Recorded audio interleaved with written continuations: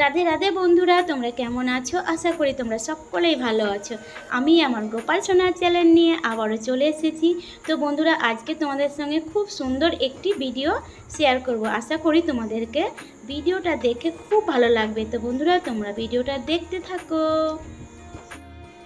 তো বন্ধুরা, আমাদের পাড়ায় যে দুর্গা মন্দিরটি আছে সেইখানে তিন ভাই আসছে।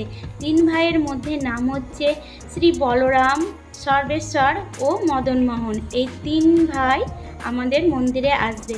তো বন্ধুরা, আমাদের চরম ভাগ্য যে তিন ভাইয়ের দর্শন করতে পারবো। তো বন্ধুরা, আজকে আমরা খুব সকাল সকাল স্নান করে একদম প্রভুদেরকে নিতে চলে এসেছিলাম, আর অনেক ভক্তরাও এসেছিল। তো এইখানে দেখতে পাচ্ছ শ্রী বলরাম দেব চলে এসেছেন। তো এই যে গাড়িটা তোমরা দেখতে পাচ্ছ, এটা কিন্তু মানুষেই টেনে টেনে নিয়ে যায়, অনেক দূর দূরান্ত ধরে যায়। তো বন্ধুরা, তিন ভাইয়ের বাড়ি হচ্ছে মুর্শিদাবাদ, বাজিতপুর। তিন ভাই কিন্তু এক জায়গাতে থাকে। আরও এক ভাই আছে শ্যামচাঁদ, সে কিন্তু একা থাকে, সেটা হচ্ছে হিরোলা জাজিগ্রাম।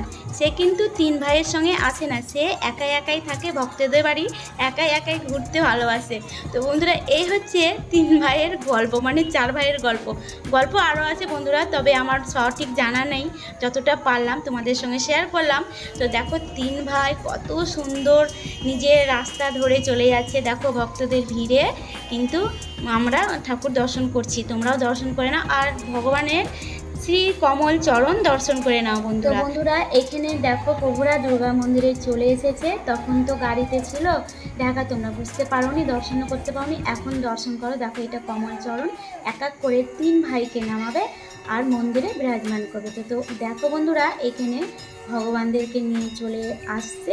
আমরাও খুব দেখার জন্য মনটা আকুল হয়ে আছে, কখন যে প্রভুর মুখখানা দর্শন করব আর তোমাদেরকেও দর্শন করাবো। বলো, কার না প্রভুর মুখ দর্শন করতে, চরণ দর্শন করতে ভালো লাগে? তো বন্ধুরা দেখো, রাধে রাধে বন্ধুরা, তোমরা সবাই মিলে বলো রাধে রাধে।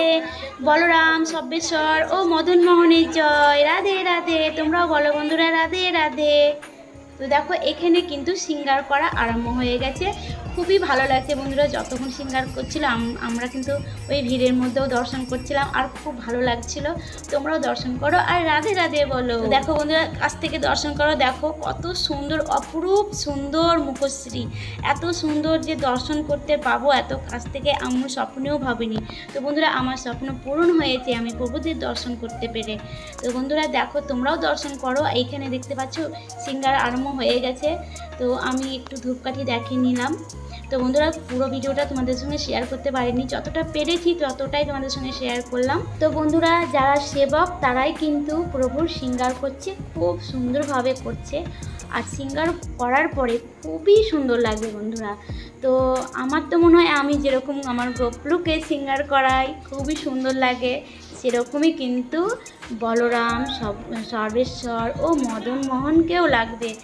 এখানে দেখো আমাদেরই পাড়ার ছেলেরা অভিনয় করে গীতার জ্ঞান প্রচার করছিল। এরপরেই কিন্তু শুরু হয়ে যাবে আমাদের কীর্তন পালা। আমি প্রণাম জানাই। আপনার স্ত্রী অনেক ভালো ভক্ত হওয়ার কারণে আপনি জমালয় থেকে ফিরে এলেন, তাই এখন বাড়িতে ফিরে শ্রীকৃষ্ণের সংসার গড়ে তুলুন। হরে কৃষ্ণ। চলুন আমরা সকলে মিলে একসঙ্গে কলিযুগের যুগ ধর্ম হরে কৃষ্ণ মহামন্ত্র উচ্চারণ করি। হরে কৃষ্ণ কৃষ্ণ কৃষ্ণ হরে হরে, হরে রাম রাম রাম হরে হরে। তো বন্ধুরা, এরপরে আমাদের পাড়াতে ধুলুট বাড়াবে, সেটাও তোমাদের সঙ্গে শেয়ার করব, তোমরাও দেখতে পাবে।